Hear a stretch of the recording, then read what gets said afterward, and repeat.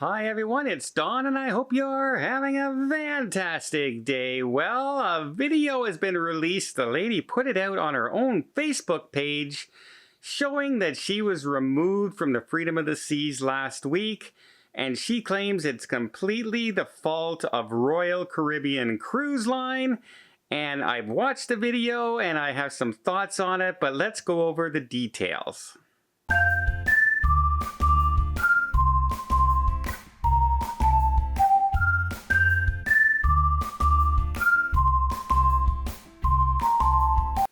So this lady who is going on this cruise, the Freedom of the Seas, put down that she's unvaccinated. She has had COVID in the past and did take a test 72 hours before arriving at the cruise port.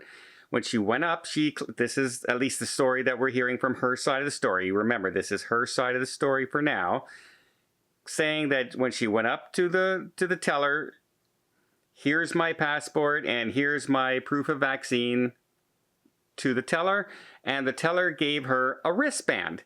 Now, if you remember when I talked about the differentiating between vaccinated and unvaccinated passengers, vaccinated passengers are getting a wristband to be easily identified on the cruise ship. Those who aren't vaccinated don't get that wristband and get a punch on their card stating that they're unvaccinated. So she was given a wristband, and she claimed, she said, "Are you sure this is for unvaccinated people?" And the teller said yes. So on she goes. She didn't end up taking a COVID test at the port, which is the protocol. If you've been unvaccinated, whether you come with a test ahead of time, you have to do that, but you also have to take another quick test at the terminal before getting on the ship. They skipped that part because she was just designated as a COVID patient. Not patient, COVID patient, a vaccinated person. So they went on the ship and she followed the other people wearing the wristbands, thinking they were in the same group, and she was being escorted with this same group because the unvaccinated would be part of another group. So she was put in this and went on. She followed her friends on to a drink at the bar, then got to her room. And the following day, when she was up on the pool deck, she noticed there seemed to be a lot of security nearby, not coming up to her, but nearby. And then when she went the elevator to go to her room, a security personnel came up and asked her what room she was. And she said, "This is the room I'm at." They said, have you been vaccinated? She says, "No." And they asked her to follow them down to the medical procedure. They had to give her a COVID test. She was down there for over 2 hours, and then they let her go back to her room. Again, remember, this is according to her, where she awaited the results. And apparently the results came back that first her partner that was with her on the trip first tested inconclusive and then negative, but she turned out positive. And she says she requested them to take that test one more time. She says she's had 3 tests in the last week, and every single one is negative. Plus she has a high, immune response, like higher antigens or whatever the technical term is, that she's already had COVID, so she could be testing a little higher in these tests to please double check it. And she was told that, but wait a minute. She also requested one other thing. She said she wanted to watch them do it. She wanted to watch them run the lab test and run the test. Well, they're not going to do that.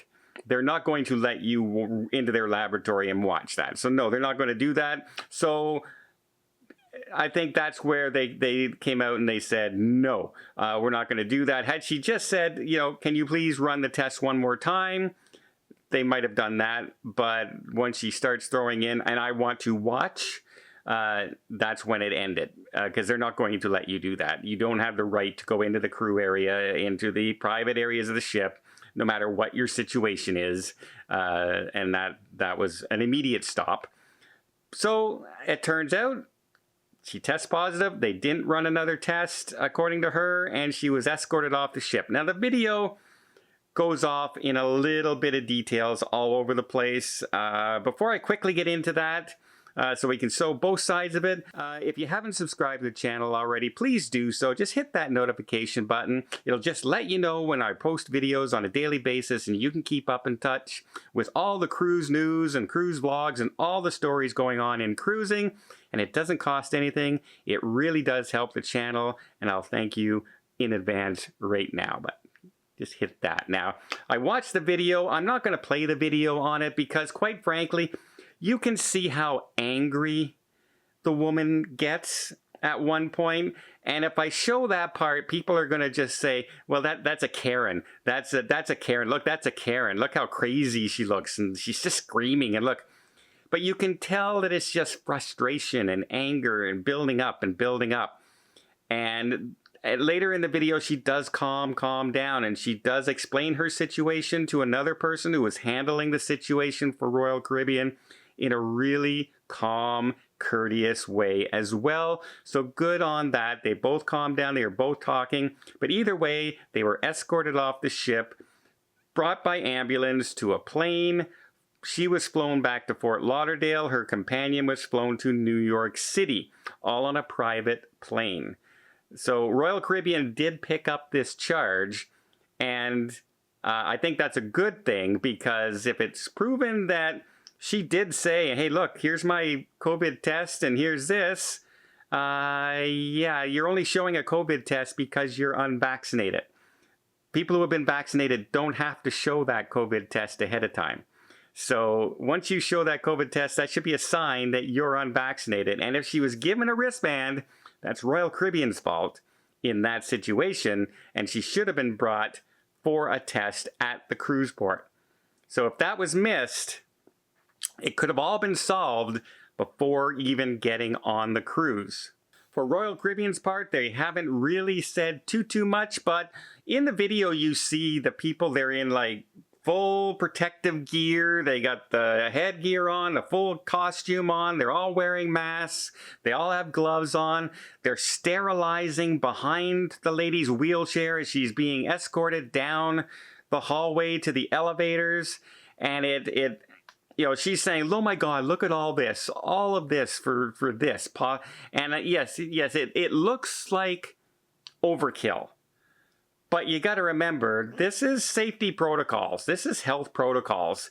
And I'm quite happy with them doing this. If they think they're escorting somebody who has the virus on the ship through the public corridors and into an elevator, that they're wearing their crew members are as protected as possible. And they are also cleaning and sterilizing behind the person as they go and not waiting until another time during the day.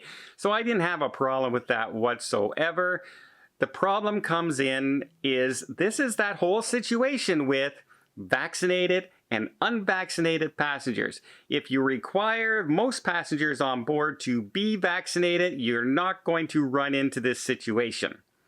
However, this cruise had 10% of the people on this cruise weren't vaccinated. And it might only climb from there.